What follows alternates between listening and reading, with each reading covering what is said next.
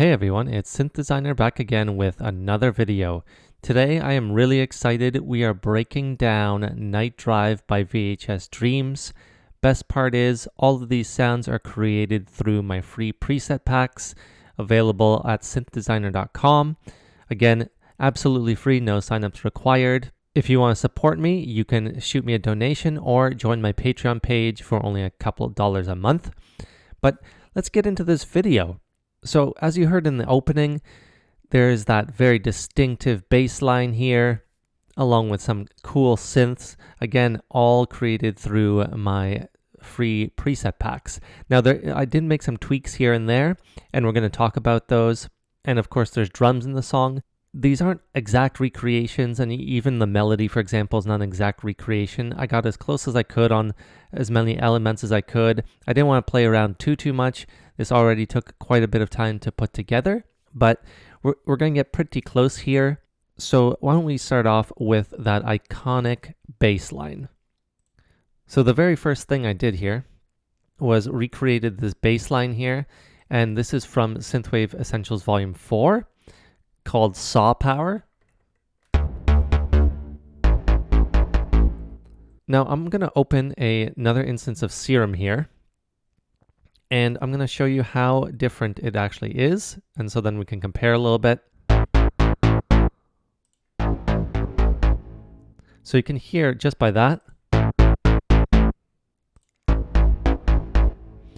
they're a little bit different, and there are some important elements that make that difference. So as you can see here, one important element here is this envelope here. So you can see here that the envelope 2 is opening it up, and it essentially holds it at about halfway here, whereas this envelope here is just purely a pluck. You can also see here by the oscillators that there's quite a bit of difference in voices of unison, and that's really important because in the original track itself, the bass line is absolutely huge. It sounds huge, and we needed more voices of unison. The other thing is here, we can check out some of these effects. As you can see here, I kept the same hard clip here. Didn't really change too much there. As far as the chorus goes, I put this in because, again, we wanted more width and kind of a bigger sound. None in the original, and then I have a little bit more compression, and I have reverb. Now, reverb is one of those things and I have actually a low filter, again, covering up some of those very, very highs. But back to the reverb. Reverb is one of those things we don't really think of as a bass element, but it's very clearly there in the original track. I can't unfortunately play that track. I don't want to get into too many copyright issues, anything like that. But if you listen to the track kind of side by side with this will really help you out. The reverb is definitely there. I cut out some of those lows just to make sure it's not too boomy or anything like that. And it's not too high in the mix. So let's just hear this pattern itself.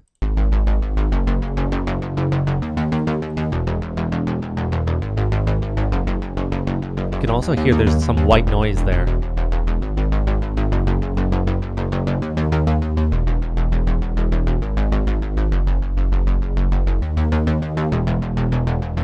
And before I forget, we're actually in 100 BPM here, and we're going to take a look at the pattern.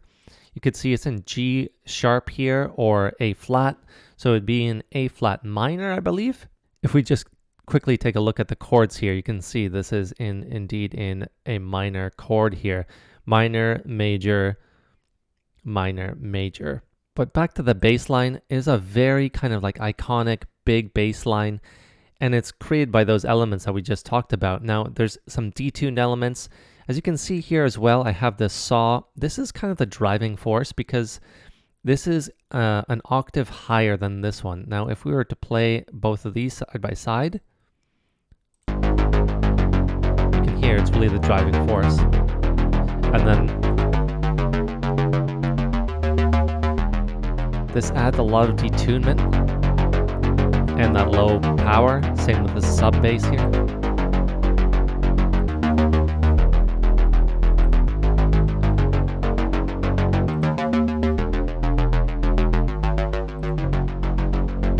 Just a brilliant bass line. I really love it. Something you really take for granted in synthwave are those bass lines. We think of them, that kind of plucky driving bass line, but there are a lot of ways to make them unique, and this is probably one of those really great examples where some maneuvering around with some effects and some basic oscillators, and you could get a great iconic bass line. Now, the next part I want to discuss here are the drums. As you can see here, there's a lot of different drum patterns, and they're all just slightly different in a few ways here and there.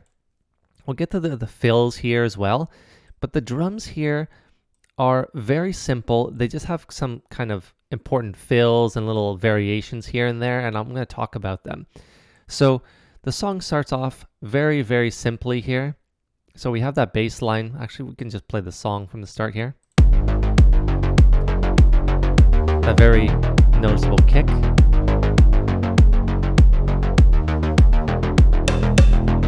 And that cowbell. Some snare now.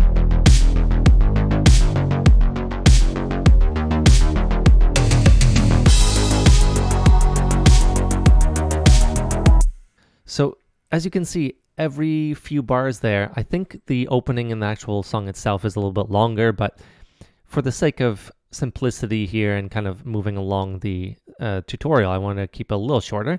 So you can hear, at first we just have that kick, then we have the kick and the cowbell, then we have the snare coming in, and then we have the hi-hats. So let's just take a look at number 2 first.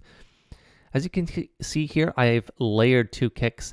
This isn't the exact kick sound by any means. Doesn't matter exactly, but I wanted to kind of make sure I got some really kind of nice, rounded, punchy kick. So we have this sound and this really deep sound. And the 2 layers together sound really good, I think. You get that kind of really thumpy low end along with that mid end too. Then we go over to pattern 14 because I added a lot of these in at a different time. All we add here is that cowbell. Perfect sound, and that plays throughout the song. You'll hear it less noticeably as all the other patterns play, but just this great kind of addition that really kind of makes things stand out a little bit.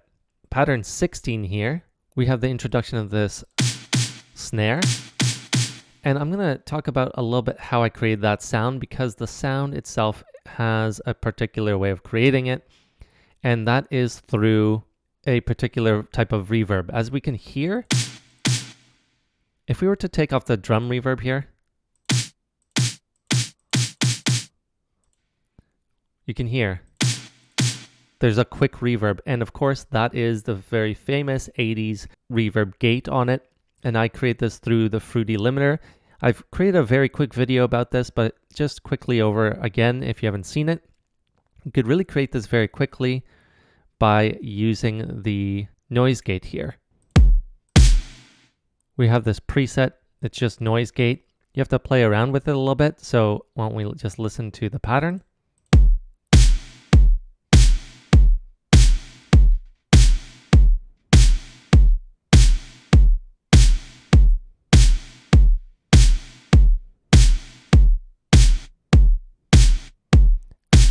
So as you set the release, you can change the threshold as well.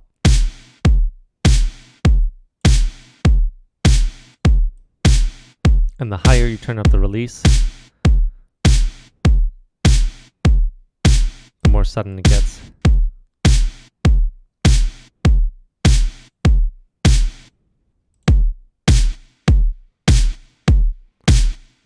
Now I create my own here, very fast, and very kind of iconic sound. Now you can tweak it to your own preference, but I believe it's there in the song if we play it in the context.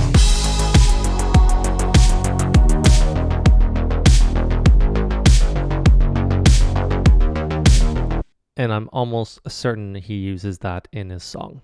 Moving on, there's a few other elements here I want to talk about in the drums. They're mostly just kind of like small variations, as you can see here. So we have the hi-hat coming in here. I kept it pretty simple. This kind of basic kind of hi-hat, and then the pattern here, again, haven't changed anything. However, when we look at it, we can take a look. I have kickstart on here to give us that rhythm to it. So if we were to play the pattern without kickstart, it would sound like this. With it, very simple way of creating some rhythmic kind of dimension to it. Then we have pattern 6 here, going backwards. Same thing, but with some cowbell. As we move on through the song, we can see the pattern 6 and 17 repeating a lot. Then we have pattern 4 here. We just have a crash cymbal at the start, nothing too crazy. We have a couple of other variations of the rhythm, but they're really kind of simple, nothing too much to kind of discuss in much detail. I have 9 and 10 as well, if you want to take a look at that. Yes, this is kind of an important part here. He does introduce this kind of open hat, which kind of takes the rhythm up a little bit. It makes it feel a little faster. That's a very common trick in any kind of dance music, having that open hat on the and beat, right? Because we have the 1 and 2 beat, right? That kind of uplifts the song, and he uses it in a couple different spots. He uses it a little bit more than I do here because the song's longer for him, but it comes into play, and I'll play out the song a little bit more later as well. But those are just kind of the basic drum elements here in this song. Now we move on to pattern 19, and this is kind of where the song starts to take off. As you could hear in the preview, this is where I started it. And this is because this has a few elements coming in. So first we have the basic pad here. Now this pad, let's take a look at it. It is called Steady Rise, and I believe this one is pretty similar to what I had in my actual preset pack. So let's take a look at the comparison here, and this is off of Synthwave Essentials Volume 2. Again, go ahead and download these preset packs if you haven't already. They're absolutely free and really fun to use. So as we see, the original has the cutoff a little bit different here, whereas this one has it a little bit higher up when we play the pattern itself. The bigger thing, however, is this envelope. You can hear it's a very, what you would call steady rise here of the envelope salute coming in here through envelope 1. I changed it pretty significantly here because I really wanted that sound to come through. I really liked the sound. I felt it was very close to original, but the ADSR wasn't right. And that is one tip I cannot emphasize enough. Do not get stuck in every single preset because maybe the ADSR is off. I felt like the ADSR was basically the only change I wanted to make to fit my song, right? In this situation, I have this. And that's a great sound. I love that sound. However, it didn't fit my song right now, so I wanted to change it. All I did was change the envelope here. So envelope 1 we have like this, and then envelope 1 we have like this in the same preset. There are other differences, but that is the primary difference there between the sounds there. You can see here the effects are the exact same basically. I kind of mellowed out that kind of high end maybe a little bit here, but they're basically the same thing. The cutoff is different, and I kept that specifically on a kind of a lower cutoff, again, just because this didn't need to open up as much. I didn't need to be that open. So let's just pick it up from here and listen to how that kind of comes into play. He makes it very subtle kind of in this section of the song.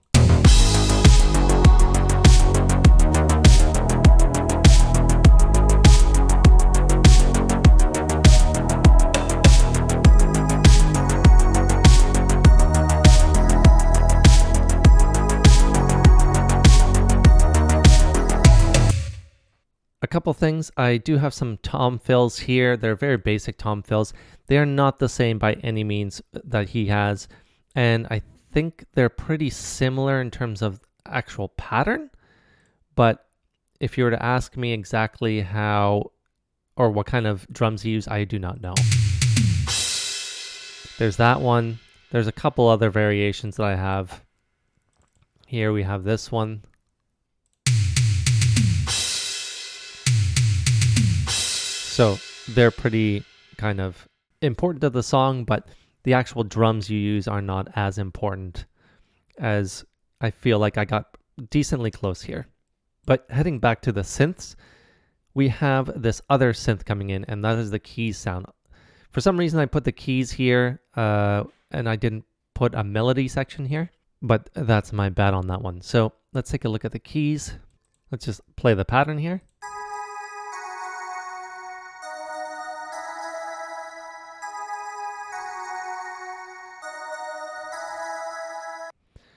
So that is, again, Holy Keys off of Synthwave Essentials Volume 2. Let's take a look at some of the differences here between these two sounds again. So you can hear this one does have a little bit more pop to it than this one.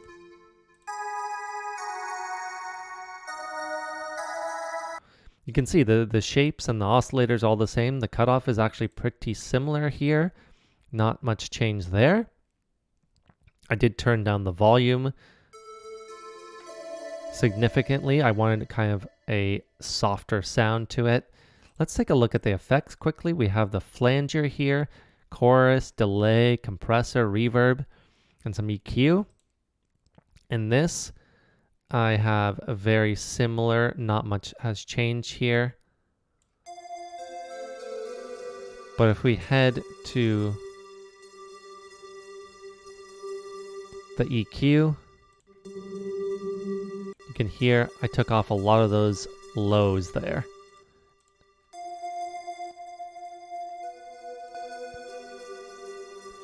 And that is a major difference there. If I were to turn this back up and turn up the ADSR, for example,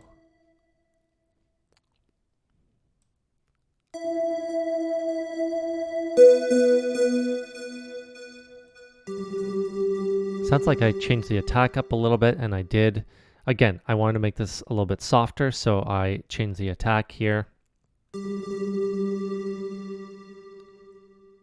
And that was kind of the major difference there. So to soften up a sound, you can obviously change up the attack. So just hearing this pattern once more. And I just copied essentially pattern 19, which was the pad here. We have the bass note here, and then very simply in root position, some major and minor chords. Very simple kind of chords here, nothing fancy, but some very nice variations. We have that very soft pad, we have that hard driving bass, and then we have this very kind of soft but very bright keys sound coming in. And then there's some really important tips there for how you can create your own songs when it doesn't matter what genre. Think of different contrasts when you're kind of building in a song here.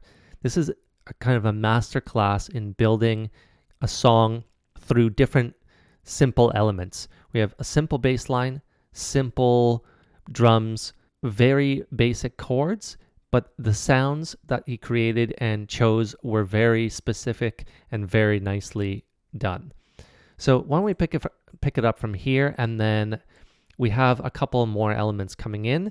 We'll have the melody here, ignore that this says keys, and then we have some saw pads coming in here, and this is actually opening up in terms of the filter, and I'll show you how to do that, and we'll take it through kind of this element here where it kind of mellows out.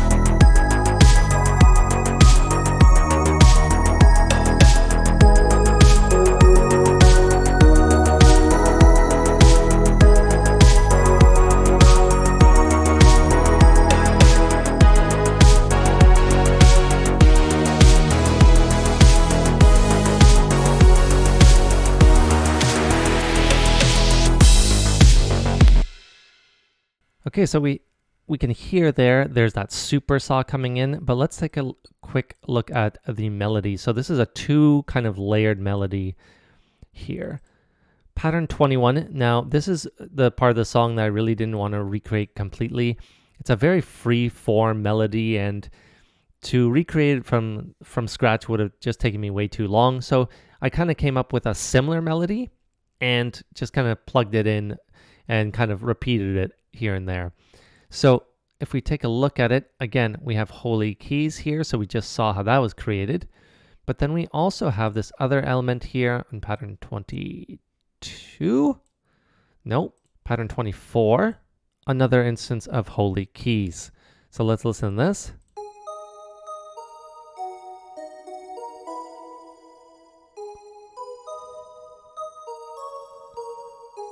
Versus this.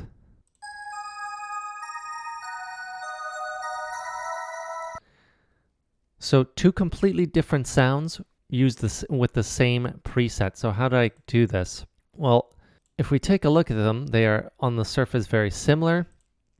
Going into the mixing rack here, very similar, just some compression on the one while there's some EQ on both of them. Obviously taking out those lows because we don't need them. But the important thing here is we can hear one has a lot of reverb. So I set up more reverb on this one, I believe, than this one. Or sorry, I had it backwards. I have more reverb on this one.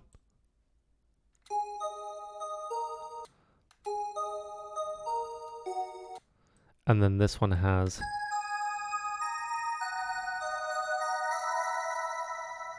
just that extra brightness as well from being an octave higher. So that is very simple trick there. You can use very similar presets, almost exact same here.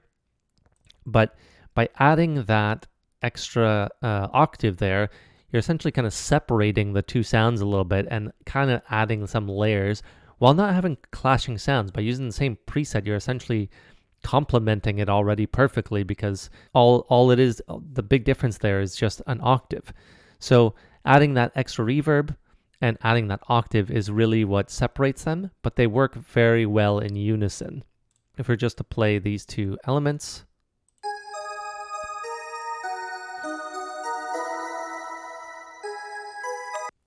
As you can hear, there's that shimmering kind of upper part with that lower part, giving it just a little bit more depth. Moving on to this super saw here is a very great example of how a very simple sound can take you pretty far in almost any genre.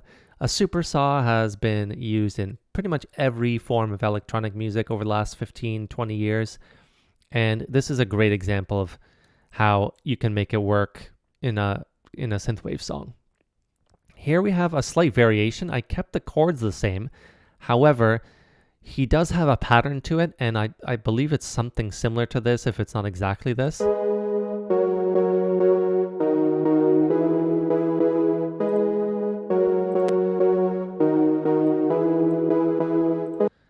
Funny enough, this is not an exact super saw, so it's not just basic saws. I used a couple of more interesting sounds, I want to say, and this is off of my Synthwave Essentials Volume 1. I'm not going to get into the exact way I changed this. I think you guys got the point. There's some changes that could be made, but one of the big things is playing around with this cutoff, and this is what happens in this song.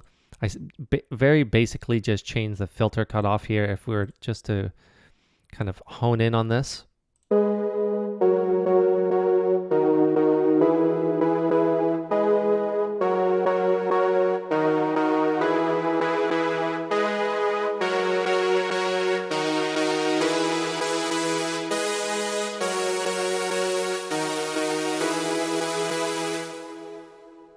An excellent way of kind of building up drama through that portion just by creating some basic automation. I did lower the volume because of that abrasiveness that comes from the higher end. It's a great tip.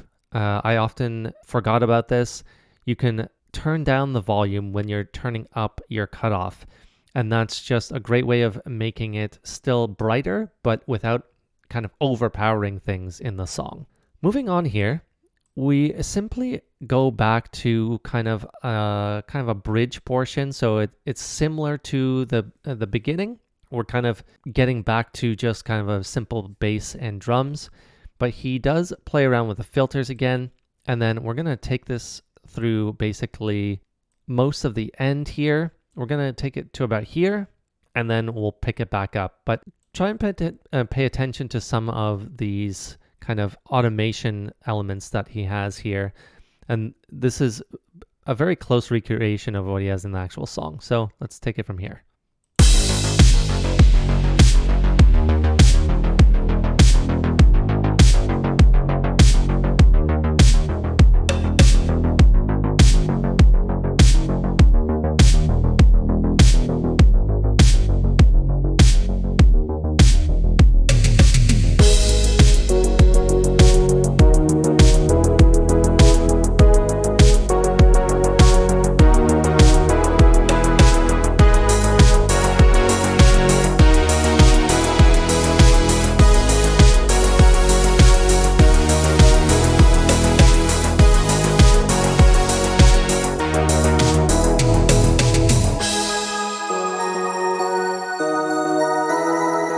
So as you can hear, there's some very basic but very important automation. So that bass line essentially kind of goes lower in tone, and that makes way for a lot of different elements that can come in.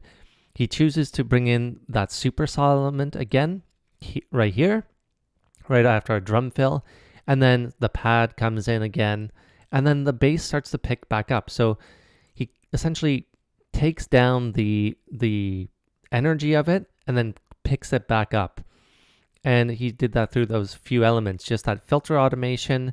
There's that drum fill, the supersaw again coming in at a much lower filtered area and then kind of building back up. And then for the first time, I introduced those open hats that coming in on the and beat, which is kind of driving up the song again. Then towards the end of that section, we have another kind of dip in energy with those keys coming in and then those drums completely dropping out. So another kind of just very basic way of changing the energy of a song, drop out some elements. I think we often forget that we can build and build, but how do we change energy? Just drop out the elements. Very simply, there's no drums here. That bass line is gone. Now we just have that nice pad and key sound, and then we can build it back up. So why don't we just start from here? We'll notice the drop in energy, what comes out, and then what builds it back up towards the end of the song. So we'll just take it right to the end here.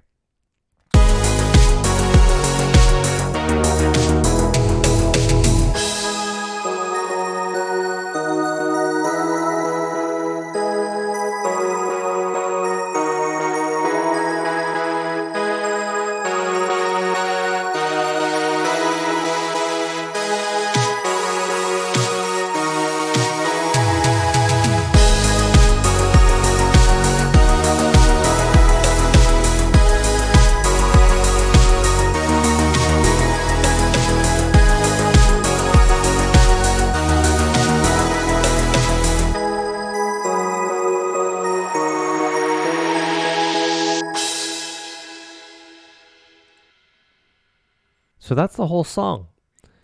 Now, obviously, the original version is about twice as long as the one I have here, but the basic elements are all here. And what did we do? We just use some Serum presets that are available on my website for free. Of course, we made some changes here, but I think the point is there's a lot of versatility to the presets that you can get. And the other idea here is don't be afraid to tweak them. Just because I've set them up one way doesn't mean you have to use them exactly as they are.